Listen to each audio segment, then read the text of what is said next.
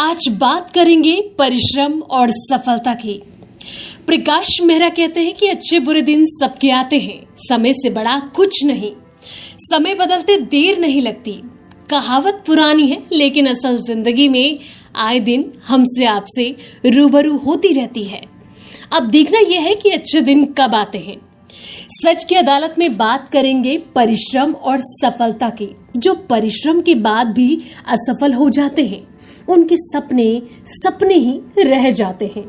क्या वो सपने पूरे होंगे भी या नहीं? आज इस शो की शुरुआत में अपने जीवन के सफर से इस अदालत में करूंगा और मीडिया कर्मियों का सच बताऊंगा कि क्या दलाली ये होती है।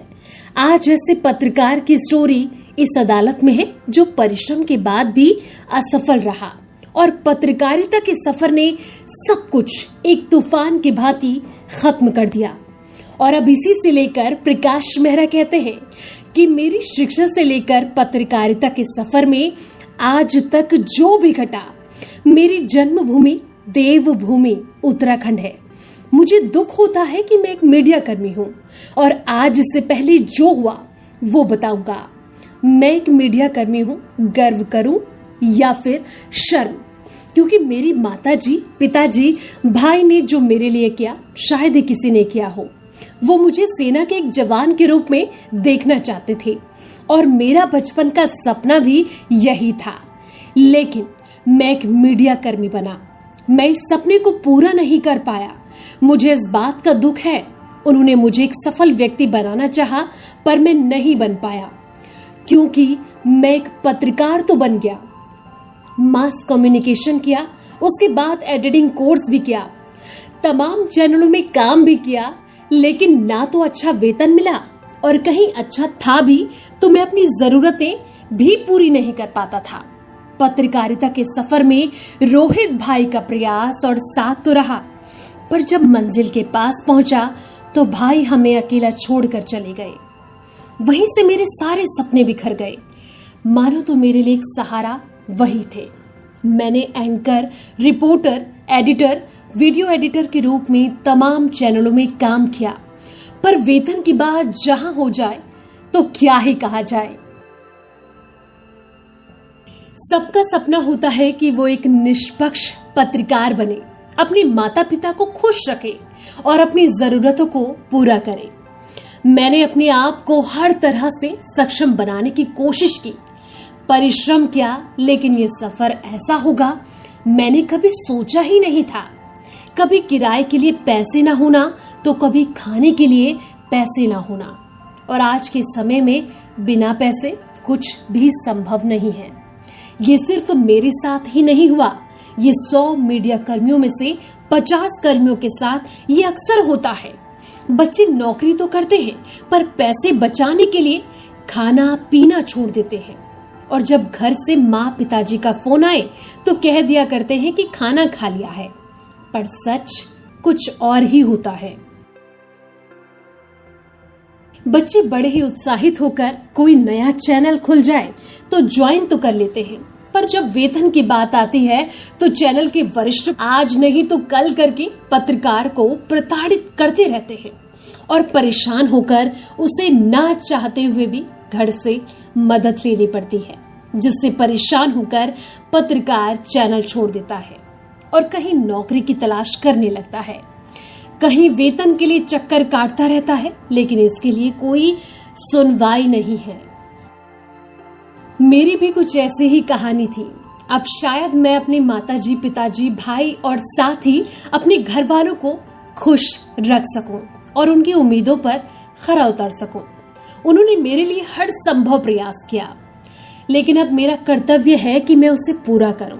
मीडिया कर्मियों की ऐसी हालत है कि कहीं नौकरी है तो कहीं पैसा नहीं, कहीं पैसा है तो कहीं नौकरी नहीं। अब पत्रकार ये डिग्री लेकर करे तो क्या करे, जाए तो कहां जाए? तो आम जनता कहती है कि मीडिया दलाली करती है, पर कहां और कैसे, ये मैं इन 7 से 8 सालों के अनुभव में भी नहीं समझ पाया।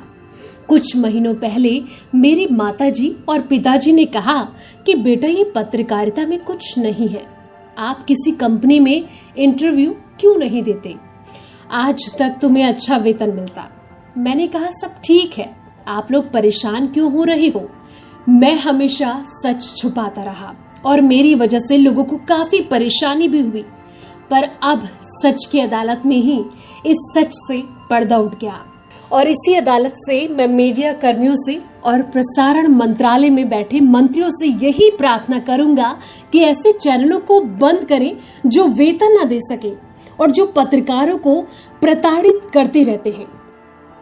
आज देश में लाखों युवा बेरोजगार हैं और डिग्री लेकर घूम रहे हैं। आखिर इन युवाओं को रोजगार कब मिलेगा? और जब नेताओं का चुनाव प्रचार चले तो नेता युवाओं को रोजगार देने की बात करते हैं। प्रधानमंत्री जी कहते हैं कि लाखों युवाओं को रोजगार के अवसर दिए हैं और पत्रकारों को तो बड़ा तोहफा दिया है, पर अब तक किसको मिला तोहफा? मेरी वजह से बीते कुछ महीने पहले किसी को भी मुझसे परेशानी हुई हो तो मुझे माफ करना, क्योंकि नौकरी अच्छी होने के बाद भी मैं असफल रहा, क्योंकि लोगों का जो भरोसा मुझ पर था उस पर मैं खरा ही नहीं उतर पाया। क्या इसलिए मैं एक मीडिया कर्मी हूँ या फिर मेरे पास अच्छी नौकरी होने के बाद भी मैं असफल रहा? आज शायद इसलिए आम जनता गुस्से में रहती है और दलाल कहते हैं, पर मैं अब आप लोगों की उम्मीदों पर खरा उतरने का पूरा प्रयास करूंगा। ये शायद सिर्फ मेरे साथ ही नहीं बल्कि हर एक पत्रकार के साथ होता है। मेरे रूममेट ने मेरा साथ हर परेशानी में दिया। मैं बेहद एहसानमंद हूँ और मैं उसे कभी नहीं भूलूंगा, क्योंकि वो एक रूममेट नहीं बल्कि एक भाई बनके रहा और हर संभव उसने मेरी मदद की। मैं हर उस व्यक्ति का एहसानमंद हूँ जिसने मेरी हर संभव मदद की।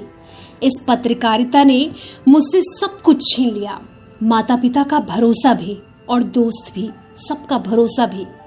एक पत्रकार का कर्तव्य होता है कि जनता की आवाज उठाना। वो उठाता है, पर उस पत्रकार के लिए आवाज कौन उठाता है? जब उसको जान से मारने की धमकी दी जाती है तब जनता चुप क्यों? मैं अपनी ही बात करूं तो मैंने नुपुर शर्मा मामले पर एक इंटरव्यू लिया, हालांकि कुछ गलत प्रश्न भी नहीं किए थे, और इसी बात को लेकर मुझे तमाम तरह से परेशान किया गया। जान से मारने की धमकी दी गई, अलग अलग नंबरों से फोन आए और वीडियो डिलीट करने को कहा गया, पर किसी ने भी इस मामले पर कुछ नहीं कहा, क्योंकि जनता एक पत्रकार को दलाल समझती है। कहते हैं परिश्रम ही सफलता की कुंजी होती है। मैंने परिश्रम तो किया, पर आज तक सफलता तो नहीं मिली, पर अब उम्मीद है कि मैं सफल हो सकूं। आज की कवर स्टोरी में इतना ही। धन्यवाद। आपको हमारी ये वीडियो कैसी लगी जरूर बताएं और हमारे चैनल को लाइक, शेयर और सब्सक्राइब करना ना भूलें।